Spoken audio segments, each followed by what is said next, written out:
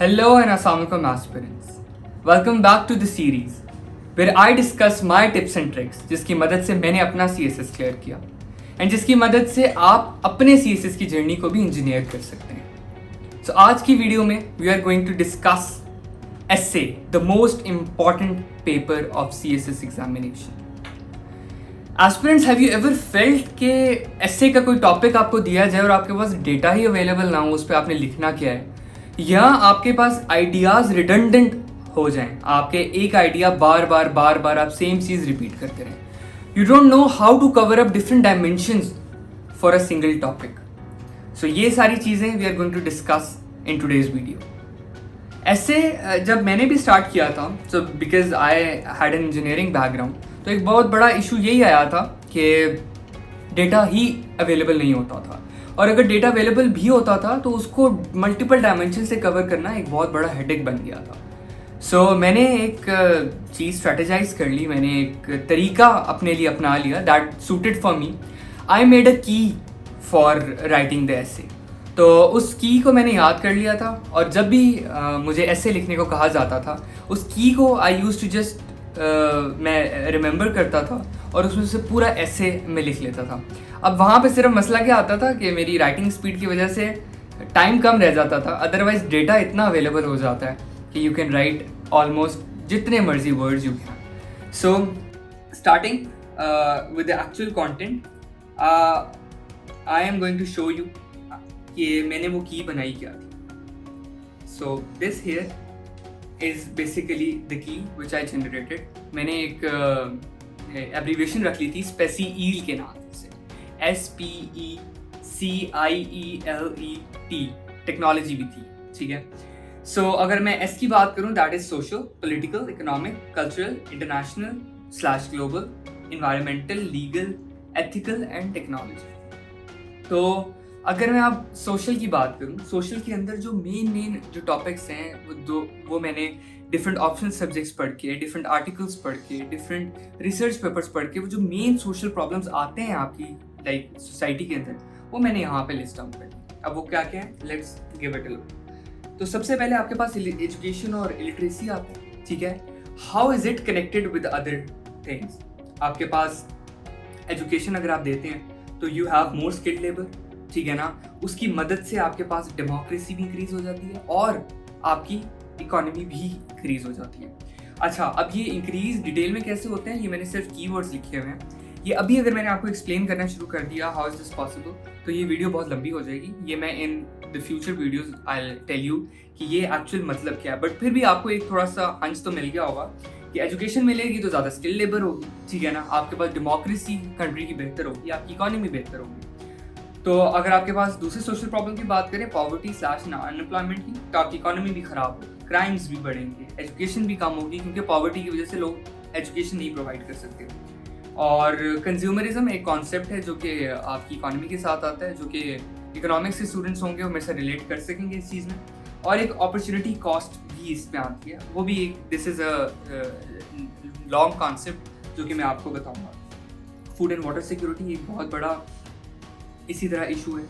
अच्छा, class conflict is a very major issue, जो कि ऑलमोस्ट एवरी प्रॉब्लम में ये चीज़ आती है.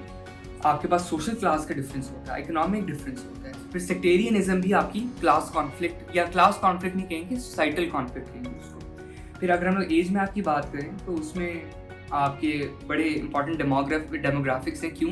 क्योंकि पाकिस्तान और यमन जैसे वो कंट्रीज हैं जहाँ पे यूथ बहुत ज़्यादा है. अगर मैं आपके एक सेपरेट वीडियो बनाऊंगा on the data bank, how you collect that data bank, और डेटा बैंक जो मैंने बनाया था I share it with you guys as well. तो पाकिस्तान की जो मीन एज है दैट इज अराउंड 23, तो वो काफ़ी नीचे आती है compare to other European countries. तो उसकी वजह से आपको यूथ को बहुत अच्छे तरीके से यूटिलाइज करना है. तो ये सारे प्रॉब्लम्स पे xenocentrism, ethnocentrism, migration, social crimes, gender equality, these all. If you come to the political issues, तो इसी तरह पॉलिटिकल पावर है, पॉलिटिकल विल है, सिक्योरिटी कंडीशंस है, डेमोक्रेसी है, and national interest, nationalism, populism, और ये सारे ये हैं. अच्छा, ये चूंकि आपके साथ डॉक्यूमेंट शेयर हो जाएगा तो you can read it properly. अब मैं आपको एक ऐसे का टॉपिक लेता हूँ और I will try to relate these things with that, ठीक है. अच्छा, लेट्स अज्यूम कि हम लोग वाटर का टॉपिक लेते हैं, ठीक है. वाटर प्रॉब्लम्स इन पाकिस्तान के टॉपिक आया हुआ है आपके ऐसे में। तो हम लोग let's start with the social things, हम लोग उसको कैसे रिलेट कर सकते हैं। अच्छा, अगर एजुकेशन नहीं होगी, इलिटरेसी नहीं होगी, लोगों को पता ही नहीं होगा कि यार पानी खत्म हो रहा है, पानी की असल अहमियत है क्या दुनिया में, और पानी को आप कंजर्व कर कैसे सकते हैं, तो ये आप कर सकते हैं। This is one of the reason, illiteracy and lack of education is one of the reasons why Pakistan is facing, why the world overall is facing water problems। ठीक हो गया। अच्छा, फिर इकोनॉमी के साथ रिलेट कर सकते हैं। कैसे रिलेट कर सकते हैं कि इकोनॉमी आपकी कम होगी तो डैम्स बनाना मुश्किल होगा, अंडर वाटर टैंक्स बनाना मुश्किल होगा, ठीक है ना। तो it is an indirect effect के वाटर प्रॉब्लम्स पाकिस्तान में किस वजह से आपकी इस इकोनॉमी भी पार्ट आ जाता है। अच्छा, फिर आ जाते हैं आपके पास poverty, unemployment is like water अगर कम होगा तो उसकी वजह से ये फर्दर इश्यूज हो सकें, लेकिन कॉजेज में एज सच हम लोग इसको नहीं पुट कर सकते। Food and water security, water problem होगा तो उसकी वजह से वाटर सिक्योरिटी इशू होगी, वाटर सिक्योरिटी होगी तो फर्दर आपके एग्रीकल्चर में मसला आएगा, एग्रीकल्चर में मसला आएगा तो आपके पास फूड की सिक्योरिटी का मसला बन जाएगा। अच्छा, वाटर की वजह से अब आप में मज़े की बात है, दिस इज पॉइंट, आप इसी तरह पॉइंट एक्सपेक्ट करोगे कि आपके सोसाइटल कॉन्फ्लिक्ट भी आता है इसकी वजह से। वी ऑल नो वाटर की वजह से आपके प्रोविंशियल डिफरेंसेस बहुत ज़्यादा हैं, ठीक है। पंजाब सिंध को ब्लेम करता है, सिंध पंजाब को ब्लेम करता है। इसी तरह जो लोग अफोर्ड कर सकते हैं वो वाटर माफिया वाला कॉन्सेप्ट इसी में आता है। जो लोग अफोर्ड कर सकते हैं वो टैंकर्स खरीद लेंगे, जो लोग अफोर्ड नहीं कर सकते उनके पास पानी अवेलेबल नहीं होगा, तो उसकी वजह से वो जो क्लास डिफरेंस आपके पास ऑलरेडी है वो और एग्रीवेट होता जाएगा। तो ये पॉइंट आप इसमें ऐड कर सकते हैं। अगर हम लोग एज मैप की बात करें तो एज मैप में आप कैसे बात कर सकते हैं, इसमें आप सोल्यूशन में डाल सकते हैं कि you have to target your youth, you have to empower them, you have to educate them कि पानी की असल है क्या, क्योंकि उन्होंने जाके पाकिस्तान को रिप्रेजेंट करना है। एज आई मैंशनड बिफोर कि 23 इज़ द मीडियन एज जो आपकी पाकिस्तान की है। जब तक यूथ को एम्पावर नहीं करेंगे, उनको आप एजुकेट नहीं करेंगे, तब तक कुछ भी नहीं होने वाला। तो एज मैप यहाँ पे रोल प्ले करता है, ठीक है। जीनोसेंट्रिसिज्म, एंथ्रोसेंट्रिसिज्म एज सच आपका रोल नहीं यहाँ पे प्ले करता। फिर माइग्रेशन की प्रॉब्लम्स क्यों आ रहे हैं आपके, अब आप देखें कहीं पे मसला होगा पानी का, किसी शहर में मसला होगा तो डेफिनेटली लोग वहाँ से माइग्रेट करने की कोशिश करेंगे, ठीक है। तो अब एक शहर जहाँ पे पानी अवेलेबल है, ऑलरेडी क्राउडेड एरिया है, ठीक है ना, अब वहाँ पे लोग जब आना शुरू हो जाएंगे तो और ज़्यादा अर्बनाइजेशन होगी और ज़्यादा प्रॉब्लम्स होंगे, तो वहाँ पे माइग्रेशन की प्रॉब्लम्स होंगी। जब माइग्रेशन की प्रॉब्लम्स होंगे तो वहाँ पे आपके पास ऑटोमेटिकली सोशल क्राइम्स के भी इशूज़ आना शुरू हो जाएंगे, ठीक हो गया। और देन गो टू पोलिटिकल। अच्छा, आप देखिए पोलिटिकल पावर, पोलिटिकल विल बहुत इंपॉर्टेंट रोल प्ले करते हैं। हमारी जो लीडरशिप है, हमारी जो गवर्नमेंट आती है, उसकी क्या प्रायोरिटी है रिगार्डिंग दीज थिंग्स, तो वो भी वाटर में एक बहुत रोल प्ले करता है इसके अंदर, ठीक हो गया। सिक्योरिटी कंडीशंस की हम लोग अगर बात करें तो हमें पता है इंडिया के साथ हमारा वाटर डिस्प्यूट चल रहा है, अफगानिस्तान के साथ इशूज चलते रहते हैं। तो वाटर प्रॉब्लम इन पाकिस्तान की एक ना एक रीज़न ये भी है, हमारे जो डिस्प्यूट्स हैं, हमारे जो टेरिटोरियल डिस्प्यूट्स हैं, हमारे जो वाटर के इशूज चल रहे हैं इंडिया के साथ, बाकियों के साथ, ये भी बड़ा एक ज़्यादा इशू है।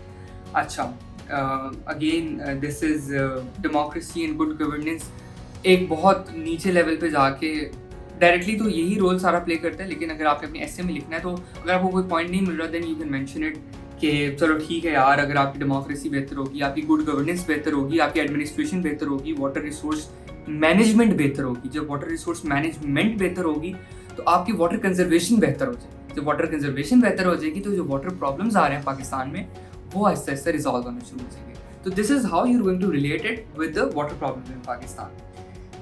अच्छा, नेशनल इंटरेस्ट, डेफिनेटली आपके इंडिया अपने नेशनल इंटरेस्ट परस्यू कर रहा है, Pakistan has to pursue its own national interest, तो उसमें आपके पास आ जाते हैं institution availability and capacity is very important concept. अच्छा, आपकी लोकल गवर्नमेंट सिस्टम जब तक एम्पावर नहीं होंगे, उनमें इतनी कैपेसिटी नहीं होगी, तो आप कैसे अपने रिसोर्सेज को मैनेज कर सकेंगे। तो आपने अगर अपनी वाटर जैसे रिसोर्स तक को मैनेज करना है तो you have to empower your local government system. वो एम्पावर होंगे तो आप अपनी मैनेजमेंट बेहतर कर सकते हैं, कंजर्व कर सकते हैं रिसोर्सेज को, बेटर एजुकेट कर सकते हैं लोगों को, ठीक है ना, सीवरेज बेहतर कर सकते हैं एंड सच थिंग्स, ठीक है। अच्छा, अगर हम लोग इकोनॉमी की बात करते हैं तो अगेन हम लोगों ने पहले भी डिस्कस किया है, इस चीज़ों की इकोनॉमी बेहतर होगी तो आपके वाटर कंजर्वेशन के मेथड्स, डैम्स वगैरह चीज़ें आपका बेहतर हो सकता है, ठीक हो गया। अच्छा, अगर हम लोग इसमें बात करें तो दीज आर द थिंग्स जो कि आप वाटर में ना ही डालें तो बेहतर है। अच्छा, कल्चरल भी आप लाइक अगर हम लोग, मैं मैं बड़े दिनों बाद ये डॉक्यूमेंट खोल रहा हूँ और अब मैं वाटर की बात करता तो मेरे दिमाग में कभी भी कल्चरल चीज़ें ना आती, लेकिन लुकिंग एट दिस डॉक्यूमेंट तो मेरे माइंड में एकदम से क्लिक किया है कि यस यार, cultural differences, cultural roles, ideological roles also play a very important role in these kind of things. जब तक आपके कल्चर में ये चीज़ इनबिल्ट नहीं होगी ना कि आपने कैसे ज़िंदगी गुजारनी और आपने आने वाली नस्लों के लिए चीज़ें बचा बचा के यूज़ करनी है, तब तक आप कुछ भी नहीं कर सकते। ये जो है ना, बाहर कूड़ा किटकिट फेंक देना, पानी फजूल में ज़ाया कर देना, बाल्टियाँ भर भर के रख देना, ठीक है, दीज आर ऑल आर हमारे जो है ना, हमारे अंदर जो हम लोग ज़िंदगी जी रहे हैं ना, जिसमें हमने उसमें अपने लाइफ स्टाइल में चेंजेस लेकर आने पड़े हैं। तो वो कैसे आ सकते हैं? आपको कल्चरल डिफरेंसेस भी लेकर आने पड़ेंगे, ठीक है, इस चीज़ में। अच्छा, अब इसमें क्या हो सकता है? इंटरनेशनल क्या हो सकता है? हम लोग अपने डिफरेंट जो यूएन की ऑर्गेनाइजेशन हैं, ठीक है ना, हम लोग उनके साथ रब्ता कर सकते हैं, डिफरेंट एनजीओज़ के साथ रब्ता कर सकते हैं to collaborate with them for this management of resources, या हम लोग अपनी ओवरऑल लाइफस्टाइल बेहतर कर सकते हैं, जिसकी वजह से फर्दर आपके जो वाटर प्रॉब्लम्स हैं वो कम हो जाएंगे। तो कॉपरेशन कर सकते हैं इंडिया के साथ। आप इंस्टेड आप उनके साथ लड़ाई झगड़ा करें या इंडिया आपके साथ लड़ाई झगड़ा करे, तो इसमें सबसे बेहतर जो चीज़ यही है कि इंडिया मस्ट रियलाइज़ कि दुनिया कैसे चलती है, दुनिया कॉपरेशन से it is the best way to move forward. तो वो लड़ती रहेगी पाकिस्तान के साथ, पाकिस्तान को डिग्रेड करती रहेगी, तो उससे होगा क्या? बेसिकली जो नेचुरल रिसोर्सेज हैं वो कम होते जाएंगे बस, और एट द एंड ना इंडिया के पास कुछ बचेगा और ना जिसको वो डिग्रेड करते आ रहा है शुरू से, उसके पास भी कुछ नहीं बचेगा, ठीक होगा। प्रॉक्सी वॉर्स एक बहुत बड़ा रोल प्ले करते हैं, वी ऑल नो।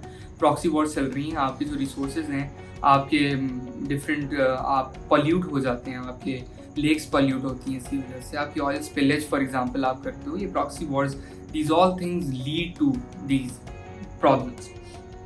अच्छा, environment, water is an environment, ठीक है ना। आपको क्या कर सकते हैं? अपॉर्चुनिटी कॉस्ट की मैं यहाँ पे बात करूँगा। पानी में क्या मसला आ रहा है, हमने पिछले दिनों भी ये सुना था सीन कि आपका ये जो वाटर जो पैकेज कंपनीज हैं, जो मिनरल वाटर कंपनीज हैं, ये टैपिंग करती हैं, ठीक है ना, बोर्स करती हैं और फ्री में वाटर एक्सट्रैक्ट करती हैं और इस तरह से बेचती हैं। अब होता ये है कि उनको एक एक चीज़ मिल जाती है, खुली छूट मिल जाती है कि यार do whatever you want to do. तो जब तक आप प्रॉपर रिसोर्सेज, इन्वायरमेंटल रिसोर्सेज के ऊपर मनी मैनेजमेंट नहीं करेंगे, प्रॉपर टैक्सेस इम्पोज नहीं करेंगे, तब तक ना रिसोर्स की कदर आएगी, ना ही तब तक आपकी रिसोर्सेज बेहतर इवॉल्व हो सकते हैं। अब हर घर ने इस्लामाबाद में बोरिंग की हुई है, ठीक है ना, आपकी वाटर कंपनीज हैं। अब एक मैं आपको एग्जांपल देता हूँ, अगर जो आपके एक्वाफायर्स होते हैं, अगर उनको आप 90% तक ले जाओ ना, तो उसके बाद वो रिप्लेनिश नहीं होते, तो आप उनकी जो कैपेबिलिटी है वही ख़त्म कर रहे हो, तो पानी तो उस तरह ख़त्म होना ही होना है। ओके, देन ब्लेम गेम चलती रहती है, ठीक है ना। आपको लीगल टूल्स डेवलप करने चाहिए बहुत पूरे। फिर हमने कल्चरल की जैसे बात की है, एथिक्स में क्या आता है, मॉरल कोड जो है आपका, उसको स्ट्रेंथन करना चाहिए विद रिस्पेक्ट टू आपके वाटर मैनेजमेंट। टेक्नोलॉजी में आप बात करें तो वाटर मैनेजमेंट की बड़ी ज़्यादा टेक्नोलॉजीज आ सकती हैं, ठीक है ना। अब जब अंडर वाटर टैंक्स हैं, आप में उसमें एवेपोरेशन कम होती है, ठीक है ना, आप इरिगेशन को बेहतर कर सकते हो, स्प्रिंकलर यूज़ करो, ठीक है ना, आप ड्रिप इरिगेशन सिस्टम यूज़ करो, उससे आपकी जो वाटर कंजर्वेशन है वो अप टू 60 to 70% तक कम ज़्यादा कंजर्व कर सकते हो आप वाटर। तो these are different types of technologies use. अब अगर मैं देखूँ तो आई गेस मैंने कोई 20 से 25 पॉइंट्स तो आप लोगों को एक्सट्रैक्ट करके दिखा दिए हैं इसी में से, वाटर प्रॉब्लम्स इन पाकिस्तान। तो अभी क्या होता है कि जब भी इश्यूज आते हैं, कोई भी ऐसे का टॉपिक आता है, उसमें यूजली टू वे टॉपिक होता है। अगर टू वे ना भी हो तो आपको एक एस्से में 12 से 14 पॉइंट्स लिखने होते हैं, that is like considered the optimal number of points. तो आप अगर 25 पॉइंट्स आपको मिल गए हैं, just select the best ones you think they are, और उसमें से आप लिखें, अपना ऐसे अपना कंप्लीट करें। और इफ़ यू गाइज वांट, मैं फर्दर भी टॉपिक्स के इसके साथ कोलैबोरेट करके, रिलेट करके आपको बता सकता हूँ कि यार ऐसे अगर आपको ये आ गया तो आप इनके साथ कैसे रिलेट कर सकते हैं। तो this is basically the key that I used, और this is the key that you can use to basically better engineer your season journey. So signing off for this video, इंशाल्लाह हम लोग नेक्स्ट वीडियो में मिलेंगे with further tips and tricks and notes. Till then, Allah Hafiz and thank you.